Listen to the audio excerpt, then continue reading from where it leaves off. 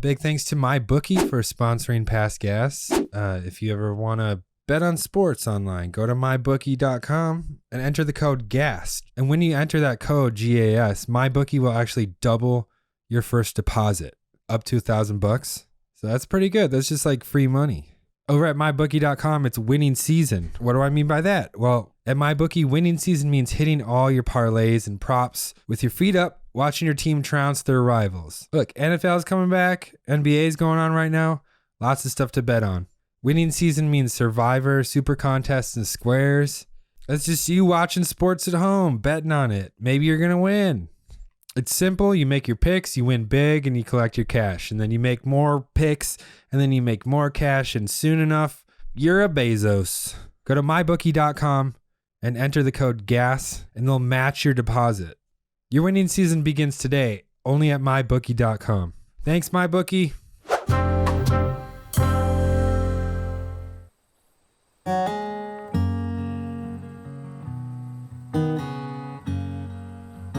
Certain discoveries are once in a lifetime. It's what true enthusiasts dream about.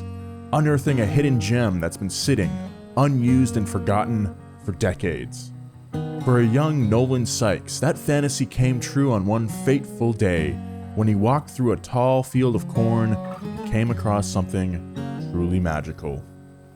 In a trance, young Nolan walks towards his treasure. It was painted ox blood red with white accents along the trim, and although the paint was chipping in places, it still retained its former glory. The design was boxy and angular, just like his visions. The sliding doors came standard, and as he pulled them open for the first time in decades, they revealed a musty interior that smelled of cowhide and dust. It looked like she was equipped with a mere 3 horses, but Nolan knew that wouldn't be a problem. He could get those ponies to whinny. There were holes in the roof and what appeared to be cow droppings on the floor. To almost anyone else, it wasn't much, but standing in the middle of this cornfield in God's country, young Nolan knew one thing beyond a doubt. This was the best damn barn he'd ever found. Wait, you found a barn? This is the Barn Finds episode. It's about people finding lost cards inside of a barn. Right, I knew that, but this barn, though. Okay, today on Past Gas, we're going to look at some of the most amazing barn finds, as in cars found in barns, to ever be found. Let's get it.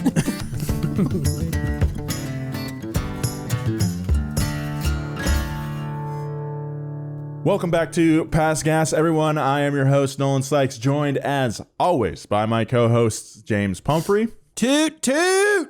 And Joe Weber. Fired up. And as the intro suggests, today we are talking barn finds. I'll just start right off. James, what is your dream barn find? Ooh, man, I wish you would have told me that I would have to think about this earlier. I assumed that the topic would suggest that I would ask you some sort of question like that in this episode. I'll give you some time to think about it. Joe, what about you? I think like dusty old Lotus Elise, like a white Lotus Elise that's missing a couple quarter panels or something, and maybe flat tires, and there's a little rat's nest in it. Yeah, taking some inspiration from the Forza games, the Forza barn finds, I assume. Nolan, what's your ideal barn find? Any sort of old Mopar, like a Charger or a Challenger, would be really sweet. But the ultimate would be a Charger Daytona, the NASCAR homologation special with the big old wing and the pointy nose. I think they didn't make very many of those to begin with, but that's the ultimate for me. I found an article of one that was unearthed a few years ago, and that would be a real treat. Yeah, that's a pretty good one. Hey, I've actually found an old Imperial at James's house, and I'm thinking about restoring it. Yeah, I'm selling it for cheap. It was my dead husband's. I don't know what I got. I mean, you can take it if you want it. Okay, my ideal barn find would be a 1962 Ferrari 250 GTO. And the person doesn't know what it is. They're like, I don't know. I think it's like some sort of race car. It was my uncle's. $4,500, and then I sell it for $48 million. Oh, so you're all about flipping it. You don't want to keep it. Profit. Huh? I don't have dreams. I don't have dreams beyond the greens. All right. You know what my dream is? Money. But what do you do with that money? I don't know. I haven't figured it out yet. I feel so empty and lonely. I swim in it. I swim in it, and I take care of my nephews. Oh, Huey, Dewey, and Louie? Yeah, I love those little guys. We get into all kinds of crazy adventures. Sometimes there's a stranger right behind us. Is that Darkwing Duck? I don't get that. No, it's like, that's part of the song. It's like, the danger right behind you. There's a stranger out to find you. That's a strange theme song.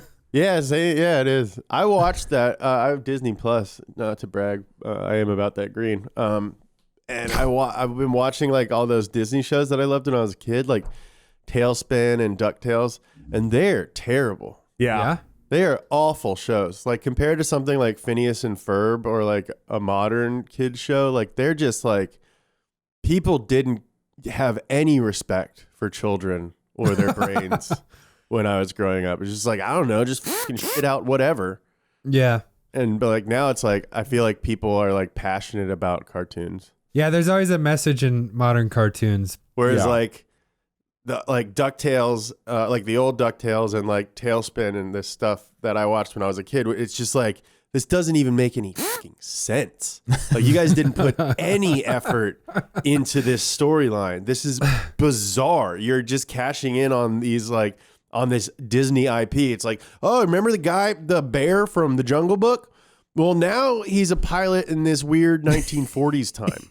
Yeah. And that's it. That's the end of the creative process. And it's just like, he's going to be late, but he keeps falling asleep.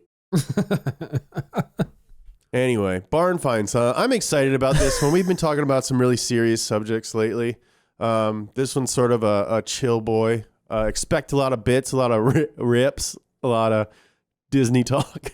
Yeah. It's both a barn find and Disney talk episode this week. So a lot of variety for you, dear listener. So I hope you enjoy it. Yeah.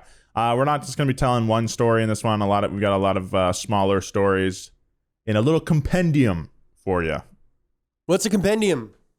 It's like, James, you remember like all those old punk compilations that you get at the Warped Tour? Oh, yes. Yeah, every single record label had them. They were like $5 a Fueled by each. Ramen compilation. Fueled by Ramen. You got Discord. You got freaking Epitaph. They all got these compilations, different bands, different songs. It's kind of like that.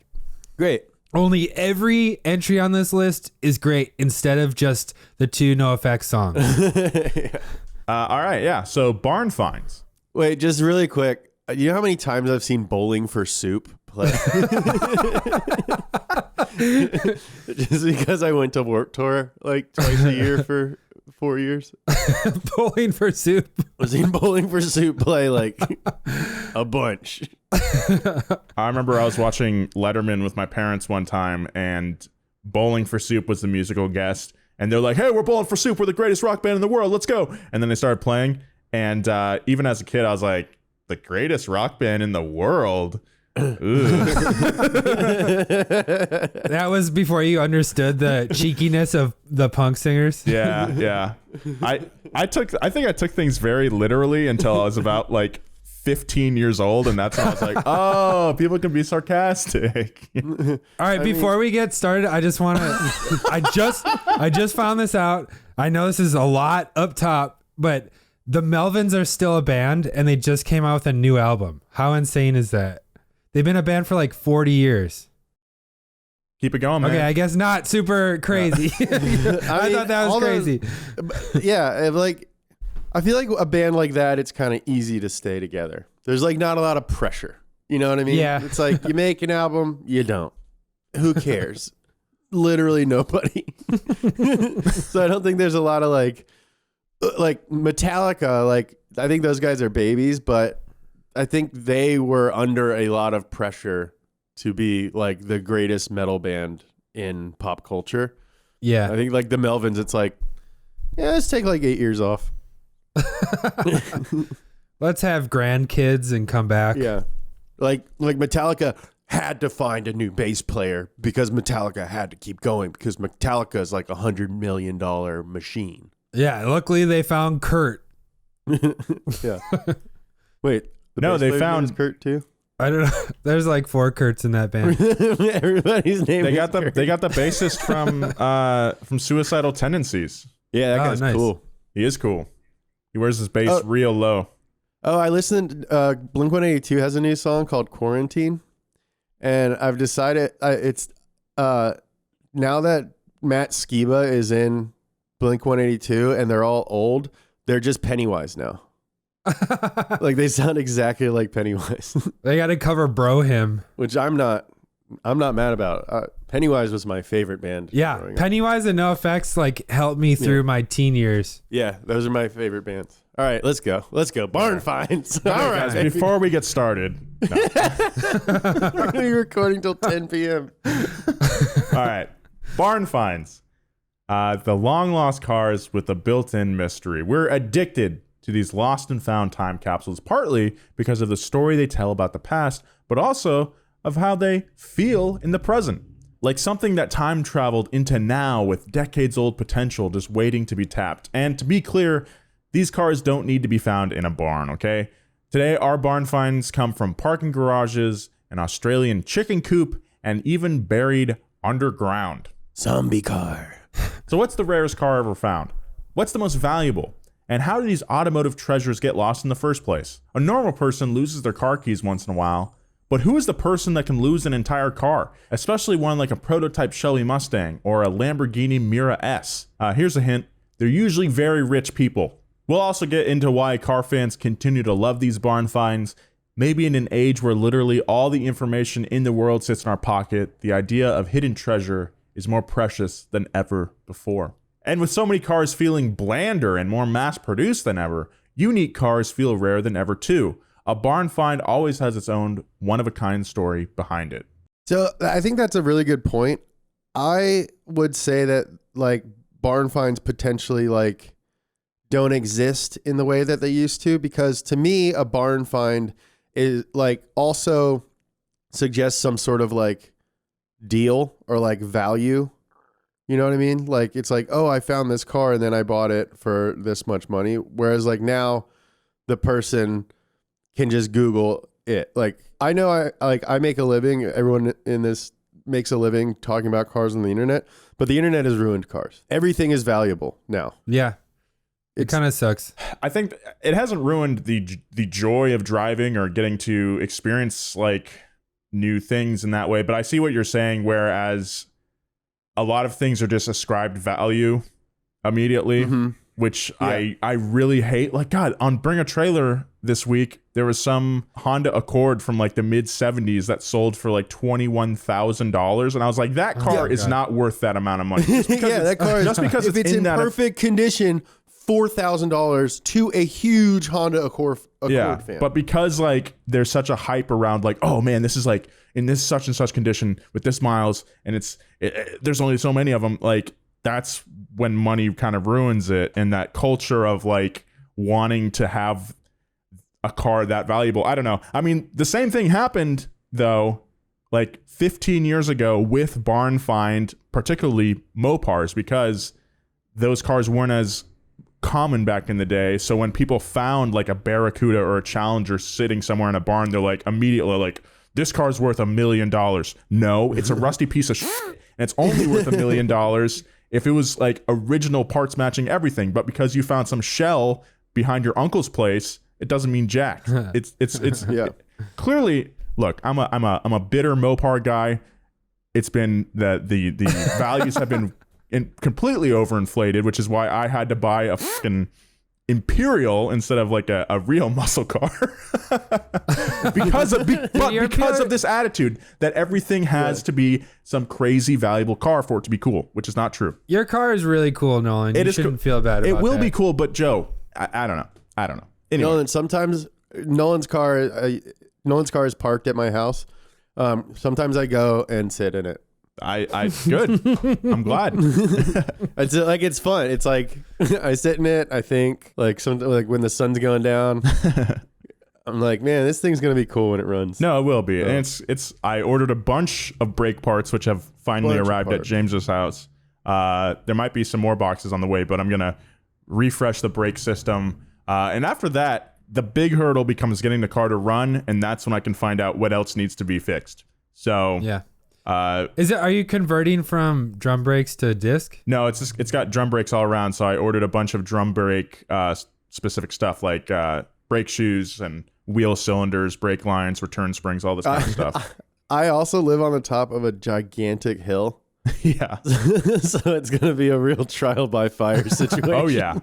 Oh yeah. Well, we're gonna go around your little neighborhood there first before we do anything drastic. It's just like a 17,000-pound rocket and just zooming down. Well, we know the e-brake works. So let's get right into it. Yeah, finally.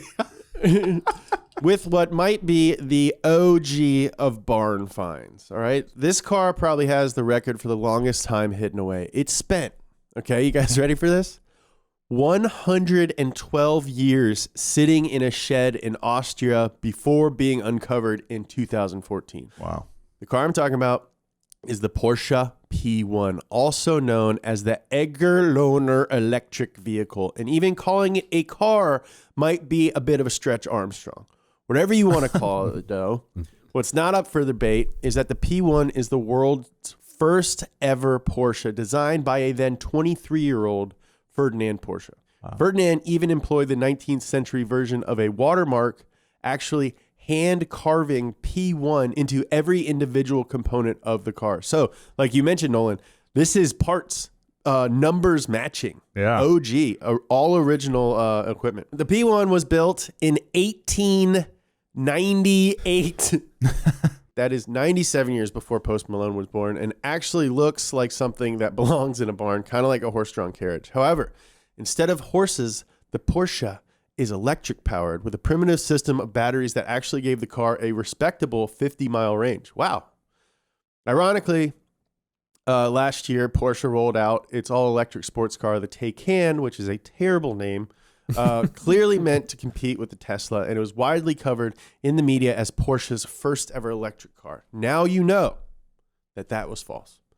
Their first one was made in 1898. As far as value, we might have to go with priceless for the P1 since it's more of a museum piece than something that can be detailed or restored. Also, props to the shed that apparently stayed standing for over a century. Imagine being the first person to walk into its musty interior and realize what that P1 carving meant, and that the person who carved it would go on to design one of the most iconic cars ever, and very unfortunately become a Nazi. Yeah, so the P1 is on display in, I believe, Porsche's museum, and it doesn't have all of it there. So what Porsche did was they made these kind of panes of glass, and then like laser etched a photo of what it used to look like onto that remaining glass, which included the canopy and some of the seats. So what's left of the car is the frame and the wheels, and looks like the motor and all that, but a very cool display piece for sure. It's crazy because it just started right up and drove out of the barn. They just had to charge it. Yeah, it was on a trickle charger for 100 years, which is pretty crazy. It was really hot. The trickle charger was a mouse running on a wheel. He was just really buff from running for so long. He's super buff and he's got a really long beard. And when they finally took him off, he was like, "Thank you," and then he immediately died. Just turned to dust. Do you guys ever watch Rust Valley? Yeah. Oh yeah, it's my favorite show. I think it's the second season where they get Model A from Avery's mom, and I love when they stage barn finds in shows like that. Yeah, because it's like, oh, what's this? There's a crack there. Let's just pull down this wall. Oh my gosh, and then there's like clearly like set designed like tumbleweeds on it that they take off. Oh, we better restore this. I was on Avery is the best the best character in television history. He's so good. I was like on the fence about him until that episode. I was on the fence about like the whole show until that episode where like, we can't find Avery. Avery, where are you? Or they're not Southern, they're Canadian. We can't find Avery. Where are you, Avery? There you go. And then he like shows up and he's like, his face was just swollen. He's like, I got bit in the face. I got bit in the face by a spider, eh? Oh, Avery. You're always getting bit in the face by spiders, Avery. I love that show. That's a great show. It really is. It's good. The second season I haven't dove into, but the first season is very it's worth watching. It's very entertaining. Yeah. Joe, you want to take this one? Okay, this is my first read. Oh. Inglorious Barnstards. On the subject of Nazis, there are a ton of stories about works of art and priceless artifacts being hidden from the German forces as they stormed through Europe in the 30s and 40s. Cars were no different. They were often seized by Nazis for use in war, forcing car owners who feared Nazi invasion into a difficult choice. Do you sabotage your beloved car by destroying it in some way? Maybe sinking it? Or burning it? Why don't you sink it? You can't go back and like dredge it up. Or do you give it to the Jerrys, knowing you are potentially giving aid to the enemy? I think I would sink it. Some people tried a third option, hiding the cars from the Nazis altogether. That's the story of a 1926 Trojan Tourer, which was owned by a widow named Helen Gasson. Helena. The Trojan was a British-made three-door touring car that the selling point was simplicity. The company advertised that the car's engine had just 7 moving parts, 4 pistons, 2 connecting rods, and a crankshaft. Pretty simple. As the Nazis invaded the Channel Islands, a tiny cluster of islands between France and England, where Helena lived, she hid her tourer in a garden shed, and it remained concealed and undiscovered by the Germans until after the war. After the war ended and the Nazis left the Channel Islands, Helena retrieved her tourer, pulling a classic barn-find combo. Classic barn-find combo. In what must have been the ride of a lifetime, she went on to drive it as part of the local Liberation Day parade. A spooky mirror image of Helena's wartime barn find emerges from the story of a 1938 Cabriolet Mercedes-Benz 320 that was discovered in a barn in Denmark. The barn had actually collapsed on the car as it sat rusting in a field. The husk of the car was dragged to the side of the road and displayed with a forsign sail, or tilsalg sign in Danish, and sat for about a year until an engineer for Mercedes-Benz named Lauritz Lortzian heard about the Mercedes and traveled to the field to check it out. Only 34 of these specific cabriolets were ever made, but what Lauritz noticed about this particular car was that it had unique features not seen on any other models, including boot scrapers, ashtrays. Boot scrapers is fucking tight. Yeah. Boot scrapers, ashtrays, a cabin heater, and sun visors. When he dug further, he found out that this car had been manufactured in the Mannheim factory, a Nazi stronghold at the time of its manufacture, and was the only cabriolet of the 34 made that had been built in Mannheim. With further digging, the story only got stranger. Mercedes claimed to have no information on the car. I'm sure. Oh, we don't know. I don't know. We don't know. Sorry. How convenient. They're just like kicking papers under a couch. I've never seen that car. Are you sure that is? That looks more like a peace sign to me. Lauritsen kept up his research, noticing the car had damage and shoddy repair work that had indicated it had probably been used by the Nazis during World War II. During the war, fixes were often hastily done on the cheap. By following his hunch, Lauritsen eventually made a shocking discovery. The cabriolet had been owned and driven by none other than the Nazi leader Reinhard Heydrich, also known as the Butcher of Prague, who was at one time second in command of the SS. Even crazier, the damage to the car matched the damage caused by an assassin's bomb that mortally wounded Heydrich on a Prague street in 1942. After the war, fleeing officers had driven the car to Denmark, where it was forgotten. The car was an incredible relic of the war, and even its damage was historic. A very cool find, but also very creepy. Whoa, that is creepy. I like that it has assassination damage on it. Yeah. That's metal. Assassination, like that. Yeah, that's like a cool album title. Assassination damage. No, that's I like that. Guys, our entire world is dictated by the internet. Everything you do and search for and watch and read and post, everything is accessible and visible by your internet service provider. I know that sounds very serious, but guess what? There is a way to protect yourself with today's sponsor, Surfshark VPN. We like to think our information is safe, but as our online footprint increases, so does our need for proper security. And that's where Surfshark VPN comes in. Surfshark is a virtual private network service, or VPN, that protects your information by encrypting all the data that you send through the internet, so it's unreadable by people like your internet service provider. Another great reason to use a VPN is not just because of privacy, but also because content from streaming services can be restricted based on what country you're in. So get Surfshark and you can start watching British Netflix. I'm not lying. Right now, Surfshark has a really great deal. Enter code PASTGAS and you'll get 85% off plus 3 extra months for free. That's code PASTGAS at Surfshark VPN and get 85% off and 3 free months. It really helps us out, helps the show out. We thank Surfshark for sponsoring Past Gas. Thank you very much. This episode of Past Gas is brought to you by Bring Back Bronco, The Untold Story, a new podcast about the rise, fall, and rebirth of the Ford Bronco.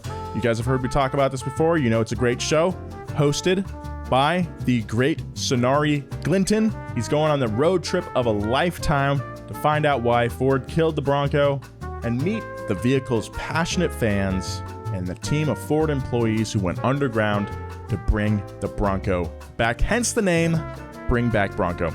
I've listened to a few episodes. It's a really well done show.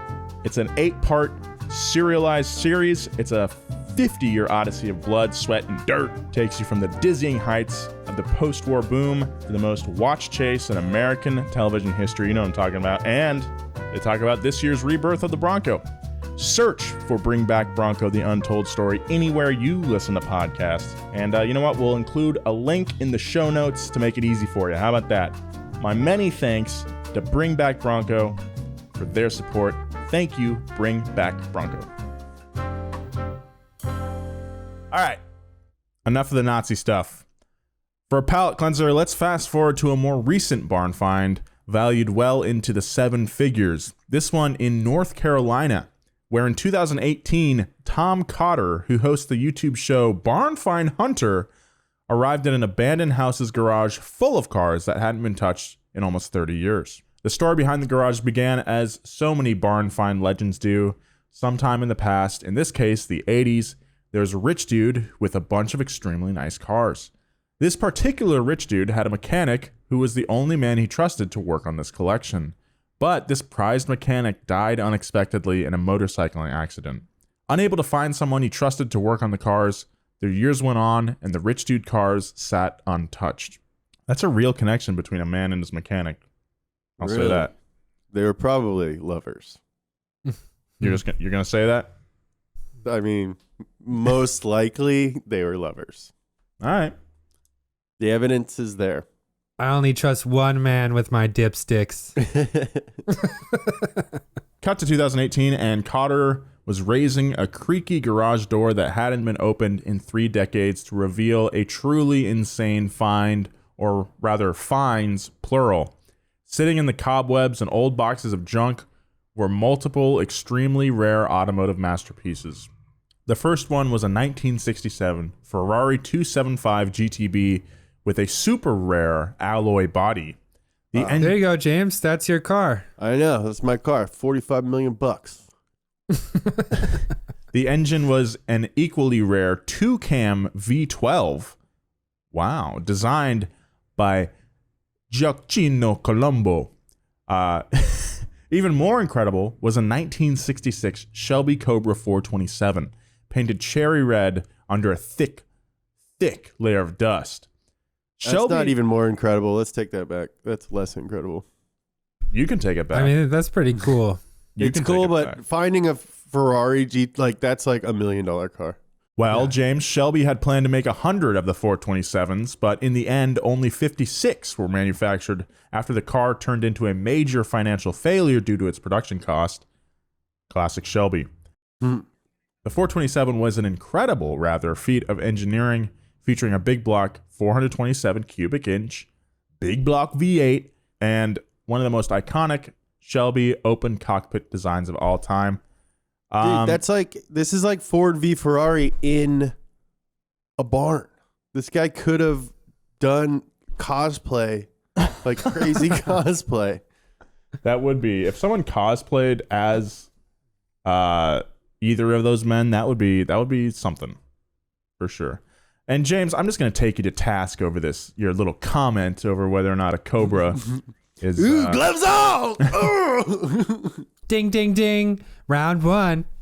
You know what? Actually, okay. In 2007, a 66 CSX, which was one of the first Cobras, sold for $5.3 million.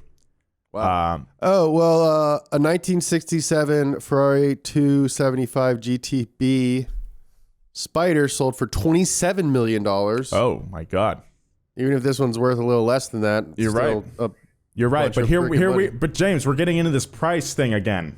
That's what a barn find is. It's an incredibly rare or valuable car that you find in a place. They go hand in hand. It's like finding a Dodge Caravan. That's not a barn find. It's like, of course, this Dodge Caravan is in this barn. There's going to be. It's like finding $27 million. It's like finding buried treasure. Well, round one goes to James. Not for me, man. You are a punk. I would. He yelled at me. He yelled at me when I had talked about like flipping my car, my Z.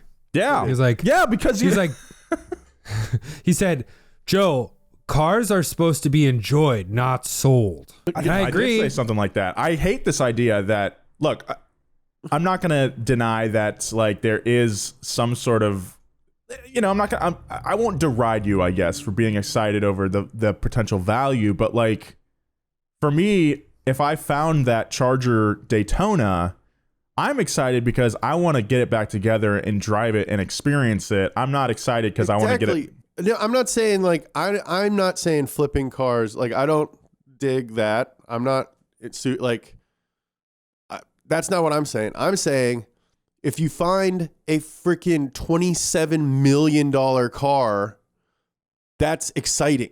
Yeah, because you're not gonna be able to afford it otherwise. Yeah. Or like if you find that Charger Daytona, you're excited because you wouldn't be able to afford it otherwise. That's fair. You know what I'm saying? Like it's like a come up. It's like a genie shows up and magic happens. You're in your grandma's backyard and she's like, yeah, your grandpa's got that weird shaped car out back. That thing's so ugly. Then you go back there and it's a freaking Daytona. Yeah. You know, then you're like, oh, now I have a Daytona. I would never otherwise have this. It's a one of one Daewoo Lanos, hand signed by Giugiaro. It's the original Daewoo Lanos concept car from the Paris Auto Show. Now that does have value. It's valued at upwards of $8,000. All right. Yeah. Okay, I'm glad we could come to an agreement on that. But if I did, I don't really have an affinity for Ferraris. I think they're cool, but it's like not my dream car. I remember you saying specifically in our first episode of the show that Ferrari was an asshole and that you wanted him to lose.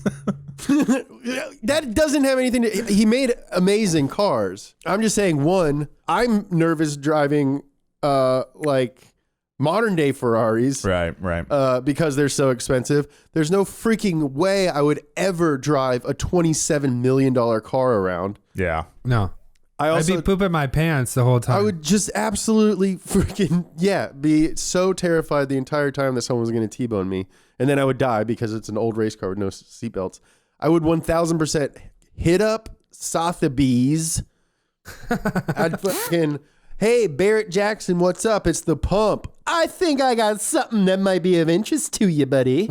And I'd sell it and I'd buy a big ass house cash and then I'd invite all you guys over for a pool party. My pool is big enough to have jet skis in it, just like Billy Madison.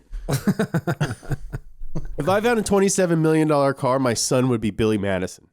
Anyway. All right. Both cars had less than 20,000 miles on their odometers, both the Ferrari and the Shelby. There were literally nests of mice in the trunk of the Cobra, kind of fitting given that snakes are in the habit of keeping mice in their bellies. Cobras mainly feed on other snakes. That's a weird way of saying that snakes eat mice. Also in the garage was a V8 Morgan and a Triumph TR6 two-door convertible. All in all, given the cars were all in basically mint condition, minus a mouse nest here and there, the contents of the garage were valued at roughly $4 million. Wow. So, no huge house for you, James, with this collection. That's a huge house. What are you talking about? No, in LA, $4 million in LA is like, that gets you that's a one bedroom with a half bath, and you've got a communal laundry room down the block from you. Parking is extra. If you haven't noticed, I've been watching a lot of House Hunters this week, and thus looking at Zillow and becoming increasingly depressed every day. Yeah. You got to go east. Set your map east, or just move to the boonies, like me. We're doing it so wrong. For example, I'm wearing a Fitment shirt right here. Alex at Fitment has like a freaking Ferrari, and that's because they live out in I'm not even sure where they're at, honestly. Wisconsin. They're in Wisconsin.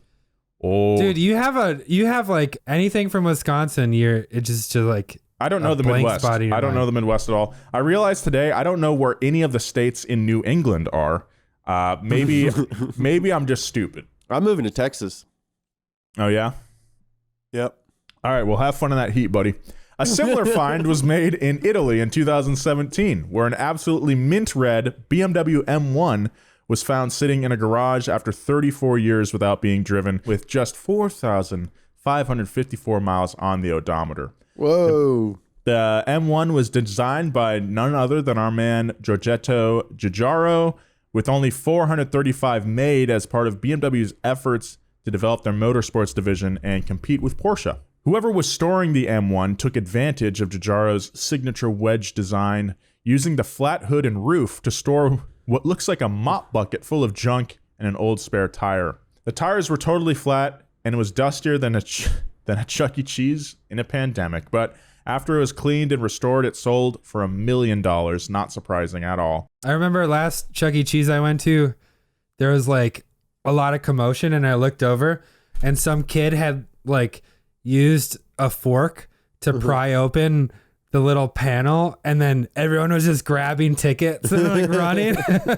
Chuck E. Cheese, I like at some point I like remember hearing about like 4 or 5 shootings at like different Chuck E. Cheeses. Oh my God.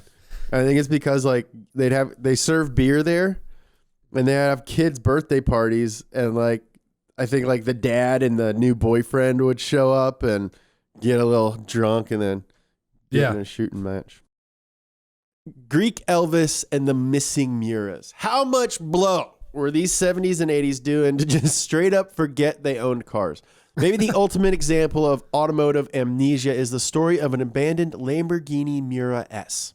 The car originated as a gift from Aristotle Onassis, who is probably best known for marrying John F. Kennedy's widow, Jackie O. But the story of this widowed 69 Lambo is very interesting. Wait, I thought Onassis was like her maiden name, but it was a name that she got after marrying this guy after JFK? Yeah.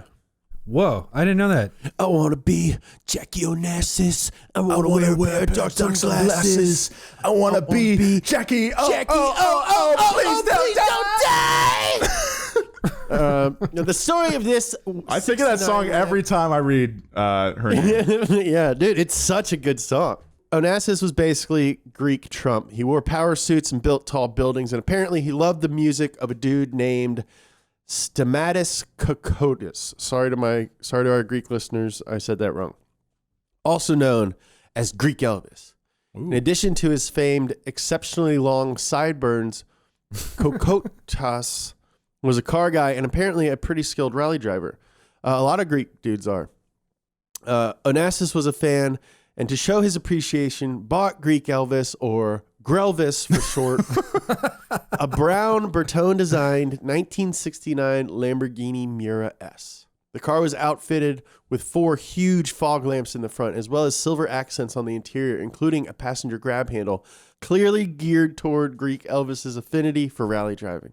The Lambo broke down after about 50,000 miles and, needing major engine repairs, was parked in the underground garage of the Athens Hilton Hotel. It wasn't touched until the hotel was renovated 30 years later in 2003, and the car needed to be moved, with what you have to assume was a major charge for thousands of nights of valet parking. The car was hauled away and finally offered up at auction, where it sadly failed to meet the reserve price. It may seem unlikely that someone would just stop driving a Lamborghini, but the truth is that exotic cars like the Miura are primed to become barn finds.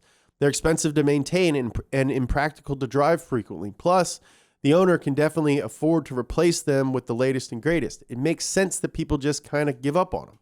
For proof, we can actually use Miuras as a test case with a quick check of how many have shown up as barn finds. In 2013, Motor Trend show Chasing Classic Cars documented the discovery of a Lamborghini Miura in a garage outside of Chicago before being restored to its former glory. Then in 2016, a 67 Miura P400, the earliest model of the car, turned up in a barn find in Germany. Finally, in 2017, YouTube channel 1320 Video documented the story of a Miura S that was later restored and valued at $2.5 million. It almost feels like there needs to be a Miura ranch where all these barn find Miuras can be retired to go live out their days in the sunshine. Miura Ranch sounds like a delicious dipping sauce. Yeah. Fake finds? One issue that's worth noting is that the lure of a barn find is strong enough to create the very real possibility of fake barn finds. In our Wheelhouse episode on barn finds, we mentioned a Portuguese barn filled with close to 200 classic cars. I remember writing about this thing. There was pictures, everything was dusty, including vintage Alfa Romeo and Porsches. Pictures of the dusty but eye-popping contents of the barn, whose doors had apparently been welded shut by the owner, circulated in an online email that read, in part, "A New York man retired. He wanted to use his retirement money wisely so it would last, and decided to buy a home and a few acres in Portugal. The modest farmhouse had been vacant for 15 years. The owner and wife both had died, and there were no heirs. Nobody wanted to go to the extra expense to see what was in the barn." I mean, what's the extra expense? Like just cutting a lock? Cutting the welds? And it wasn't complimentary to the property anyway, so nobody made an offer on the place. The story was total BS though. The real story, as we shared on Wheelhouse, I think like a dealership owner had stored these cars in an undisclosed location. They weren't forgotten by any means. Not to be paranoid, but I think about it from a seller's perspective, and you start to realize the potential value in faking a barn find. Spraying a little dust on your old Miata, claim to find it, and post some pictures online, and suddenly you've got a compelling story to go along with your car. Hey, does anyone know where I can buy some dust? Why are you on the auto forum asking for dust? I'm just looking for the kind of dust car might acquire. This is a Chevy Sonic owners forum. While we're on the subject of warehouses worth of cars, we need to mention that this warehouse full of pristine plastic wrapped Nissan Skylines that YouTuber Samit recently profiled on his channel. Admittedly, it's more of a barn heaven than a true barn find. Someone is most definitely keeping close watch over these cars. Even with that caveat, the warehouses are still mind-blowing, featuring rows of Skylines nestled bumper to bumper. There are even some R34s, which, as we covered in our MotorX episode, aren't even legal yet in the US. You can reserve one of these Skylines, and the company that owns them will store it for you for $50 a month until the day that your car can legally be shipped. The warehouse, owned by a company named James Pumphrey, the warehouse, owned by a company named Trust Kikaku, is also massively stocked with mint Skyline parts just waiting to go out the door. I mean, that's pretty cool. King Tut's tomb. It might seem impossible that a huge collection of cars could actually get lost, but for proof of that possibility, look no further than the example of a French family whose unearthed trove of cars was compared by classic drivers to the treasures unearthed by King Tut's tomb. All right, let's take it down a notch, okay? The guy had a freaking gold coffin. Yeah, they don't do traveling museum exhibits of these cars like they do King Tut's tomb, which I did see when I was 12 years old. You know, King Tut was in like 4 different coffins. What? They had like all these crazy coffins that were carved stone and stuff, and they were all put in like Russian nesting dolls. Apparently King Tut was like really like sick. Yeah, he was super inbred. Yeah. And he had a club foot and he couldn't breathe really well and he died at 18. Yeah. Dude, live fast, die young. You know what I'm saying? No, he had a club foot and all, and he lived slow. I'm not going to say anything bad about King Tut because I don't want to get mummies cursed. King Tut was cool. I think King Tut and I probably would have got along. Based on what? Just seemed like a chill guy, Based you on know? what? How did you come to this conclusion, Nolan? I'm saying, like, if we were in high school together, we would have been. Yeah, I'd probably. Based on fucking nothing. I'd probably get along with, you know, the king. Crying. Yeah, in high school, if I lived back then, I'd probably be friends with the king. I don't know if we would like keep in contact after high school, but we'd probably be pretty good friends. Dad, my dad owns a machine shop. I'd probably go to the same high school as the king. Big thanks to MyBookie.com for sponsoring Past Gas. If you're into sports and you like to bet on sports, MyBookie's perfect because it's winning season at MyBookie. What do I mean by that? Well, MyBookie will match whatever your first deposit is up to $1,000. So that's pretty good. That's just like free money. Winning season means hitting all your parlays and your props with your feet up while you're chilling with your homies at home, watching the Packers trounce their rivals. I'm not saying bet on the Packers, but they're good. NFL's coming back. We got NBA. There's lots of sports to be had right now.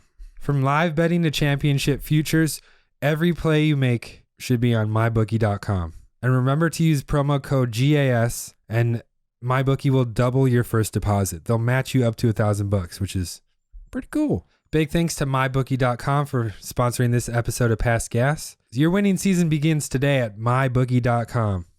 Remember to put GAS, GAS in the promo code. Thanks, MyBookie. Anyway. The collection of cars. The story starts with the patriarch of the family, Roger Bayon, who in the 50s aspired to open a car museum focused on early 20th century autos. Bayon collected dozens of cars, but in the 70s, financial setbacks with his business forced him to give up on his dream of doing so. So instead, the cars sat idle, spread out over the grounds of an expansive property in rural France. Why didn't he sell the cars? A photographer got wind of the trove of cars and visited the farm in 2014 when he discovered Bugattis, Ferraris, and Hispano-Suzos, among others. Look, man, some car collectors, it's easy to say, hey, just sell the cars. But this guy, he's the kind of guy who wants to build a museum for these cars.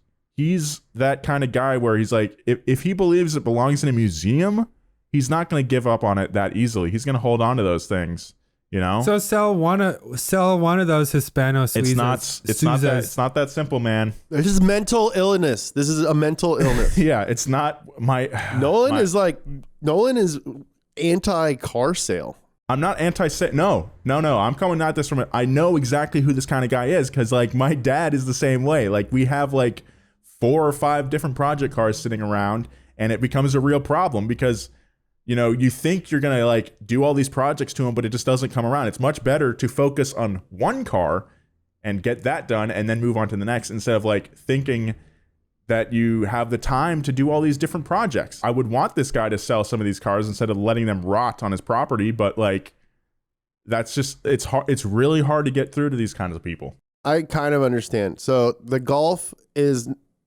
not going to be fun to drive. It's more fun to look at. That's how I built it. So you can take pictures of it because I want to be in PVW magazine.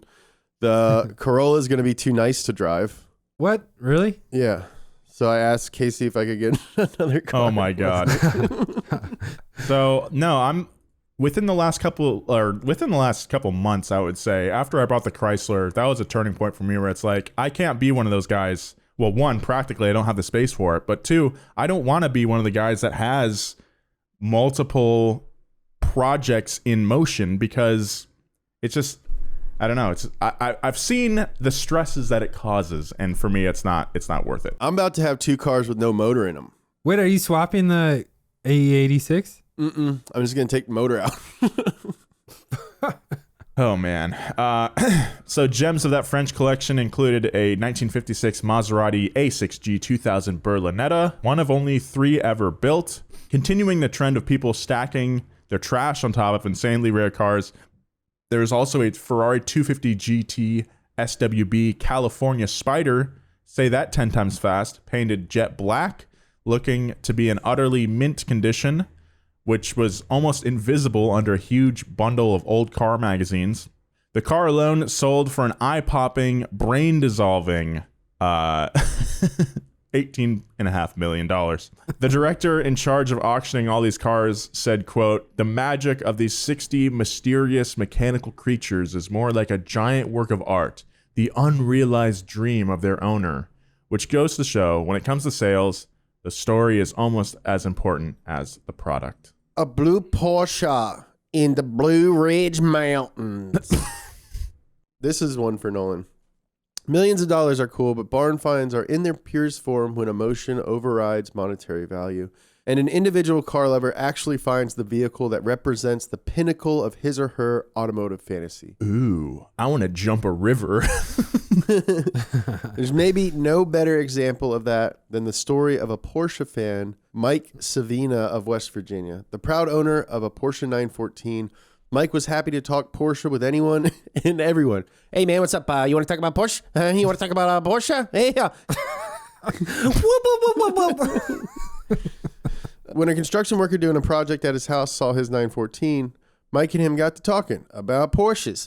And the guy mentioned that he knew of a Porsche that he thought to be a 75 911S that was sitting abandoned in a barn not too far away, just right down the street. Let's go check it out. The only catch was that the barn had actually collapsed on top of the Porsche, meaning that this was less a barn find and more of a barn rescue.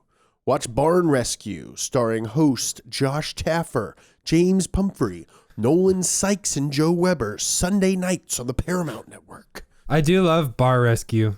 That's a good show.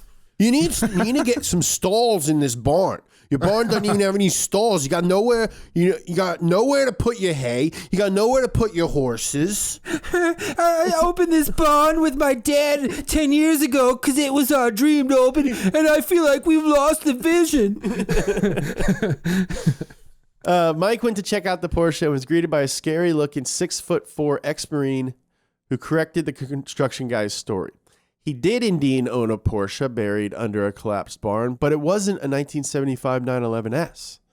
It was an even more rare 1967 911S. Mike, probably out of his mind with excitement at this point, went to look at the car. He could barely see it under the rubble of the barn, but it looked like it was in rough shape.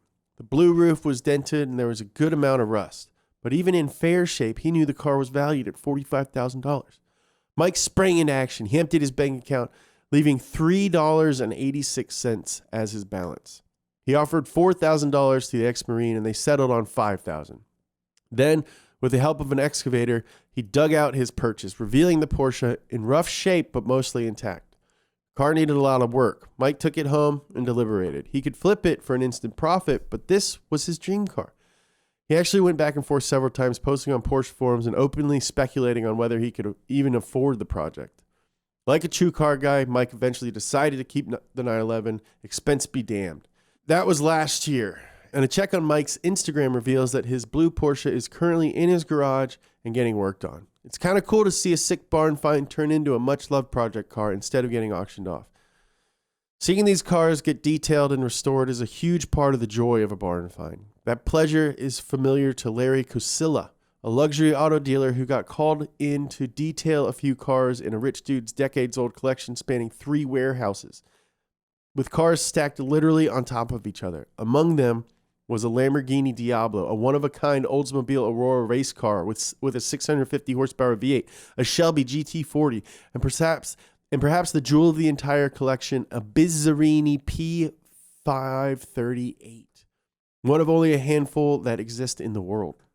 The car hadn't been driven in over 32 years, but the owner wanted to sell it, so Larry had the bizarre privilege of giving the Bizzarini its first wash in over 3 decades. If you can't own a barn find, maybe cleaning one is the next best thing. Yeah. So Larry Casilla, if you're deep into car YouTube like I am, he has the detailing channel Ammo NYC. You can actually watch a video of him detailing the Bizzarini, and it's a great video. I love all of his stuff, man. So definitely check out Ammo NYC on YouTube because his videos are awesome. Nolan, 7 of the 10 most expensive cars ever sold at auction are Ferraris. Ooh. Doesn't surprise me. Round 2 goes to James. A lot of the cars we've covered so far have been exotics, and for good reason. If you've seen Tiger King, you know how rich people love to buy powerful beasts from overseas, then neglect them in their backyard. Oh, man.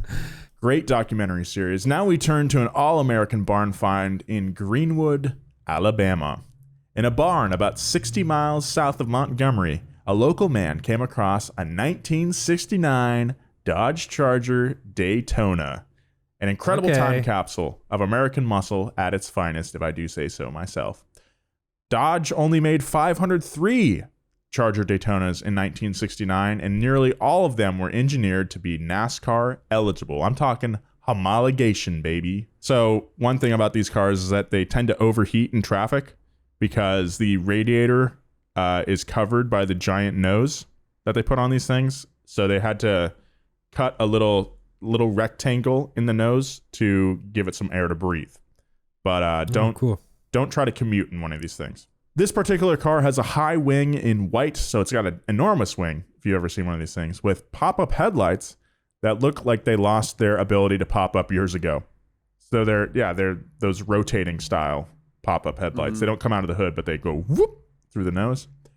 Orange flames down the side of the car, as well as the word Daytona, were barely visible after years of fading. Inside, it sported a 440 Magnum V8 with only 20,000 miles on it. And it was offered at auction for an estimated $180,000, but only sold for $99,000. Clearly, it needed a bit of work. I would say so, more than that. But in mint condition, these cars have sold for nearly $1 million. Now, let's go from all American to all Australian.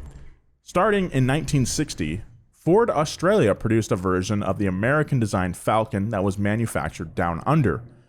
But when Ford North America discontinued their version of the Falcon in 1970, Ford Australia decided to continue making the model. Starting in 1972, the Falcon became a truly Australian car, in 73 even getting marketed as, quote, the Great Australian Road Car. The 73 version has a special value, as the XB trim was featured in both Mad Max and Mad Max 2, where it was driven by both Mad Max and the police who were chasing him. Mad Max's version of the Falcon in particular is referred to as the Pursuit Special. Decades later, it was also featured in Mad Max Fury Road. Needless to say, the 73 Falcon is an Australian icon, basically the Aussies' homegrown version of the Mustang. So when a very special 73 Falcon turned up outside Brisbane this year, after sitting unregistered since 1988, it quickly became a viral sensation in Australia.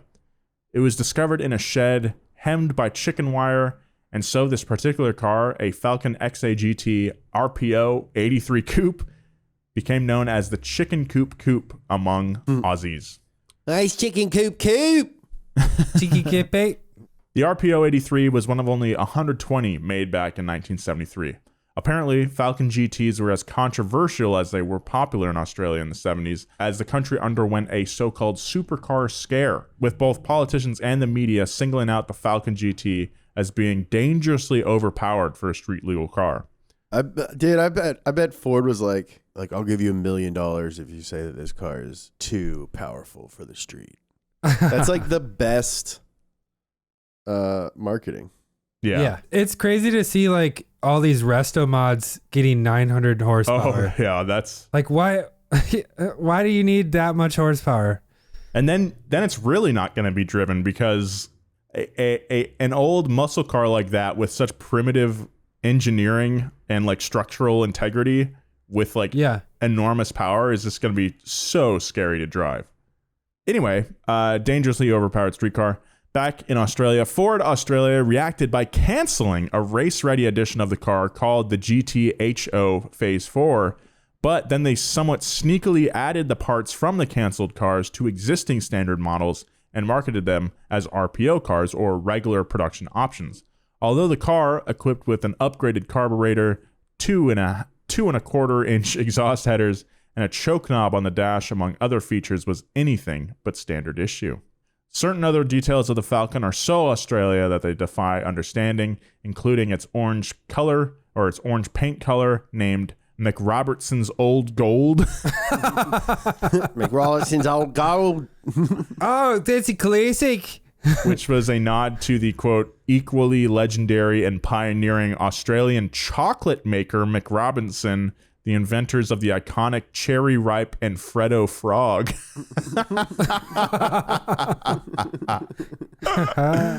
Oh my God. I have to get, we got to go down to Australia.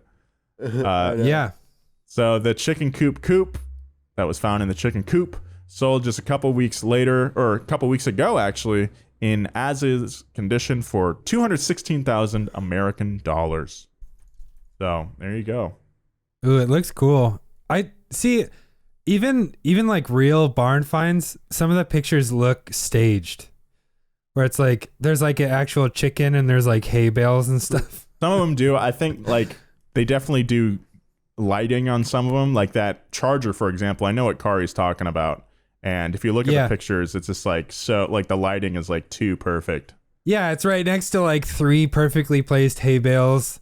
Yeah. Like there's no like vines growing around it or anything. The buried Dino, or should I say Dino? No, it's Dino. Dinos are buried though. Yeah. Get it? Yeah. A chicken coop is a pretty weird place to find a car. But in South Central LA, a 1974 Ferrari Dino 246 GTS was found in an even crazier spot, buried underground in someone's backyard. The story of how it got there is even stranger. The car had been purchased by a couple who took it to dinner at the Brown Derby restaurant.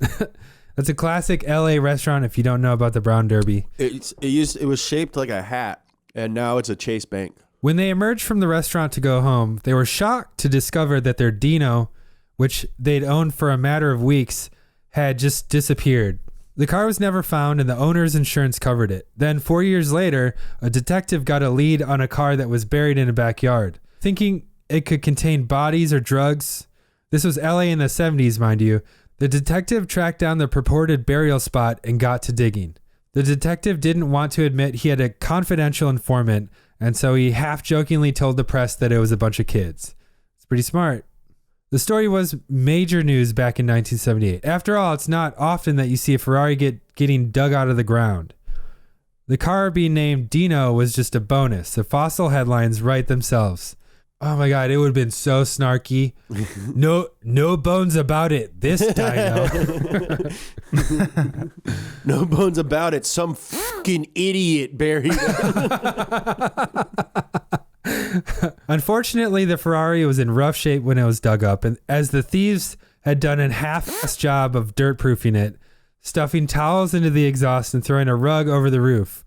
Hey, I think this rug is gonna keep out all the worms and dirt and moisture. Whatever you say, boss. All right, Squints. Put some extra dirt and mud on it. Luckily, the story has a happy ending. The car eventually ended up in the hands of Brad Howard, who everyone knows Brad Howard. Brad restored it, and with the help of a local Ferrari mechanic, literally brought it back from the dead. That's a good ending. He still drives it around and goes to like Cars and Coffee. You can see it's like a hunter green Dino, and the license plate is something clever like Dug Up or something like that.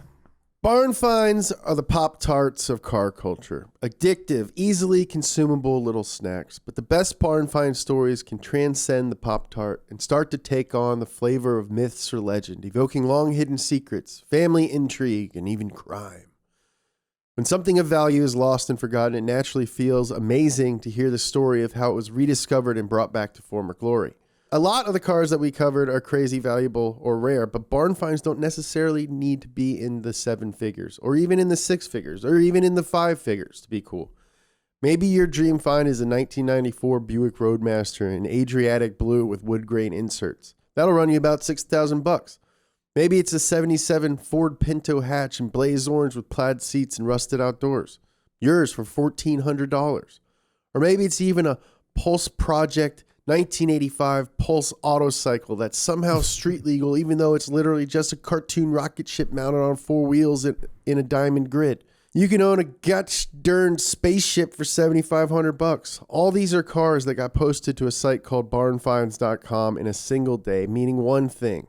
Your own personal barn find is out there waiting for you, and it might even be surprisingly affordable.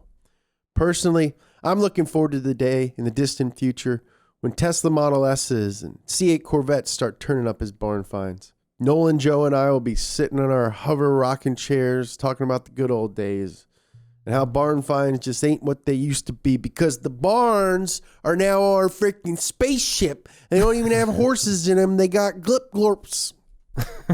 Until then, we'll keep eating up barn find flavored Pop-Tarts like there's no tomorrow. Can't wait to see what's going to turn up next. That was a fun little one.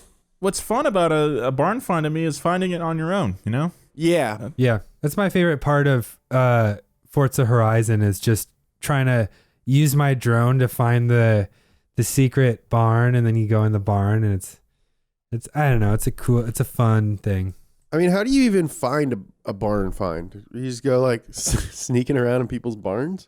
Well, you hear about it from other people, and then that's what happens, you know? Yeah. You root it out like a pig searching for a truffle. Anyway, thank you guys so much for listening to this week's episode. I hope you guys had fun hanging out with us. We did a lot of bits, a lot of goofy stuff. Next week, we're going to keep it going. Not with the goofy stuff, but having another fun episode. Next week, we're talking about Option Magazine. The OG tuner magazine. Should be a lot of fun. I don't really know anything about them, so I'm looking forward to learning about them. Option Magazine was the first nerd thing I did with cars. Like, it was the first, like, oh yeah, I'm a nerd now. Ordering ordering a Japanese magazine and a VHS off of eBay. As always, follow Donut on all social media if you haven't already. Follow it or subscribe to us on YouTube if you haven't yet. I know there's a few of you out there. Follow James on all social media at James Pumphrey. Follow Joe at Joe G. Weber. We got to get Joe's numbers up. He works too damn hard to not have his numbers up, and he's really funny. So check out Joe G. Weber. Follow me at Nolan J. Sykes. Coming up on... Nah, it doesn't matter. Yeah, whatever. Be kind. I love you. And wink, wink.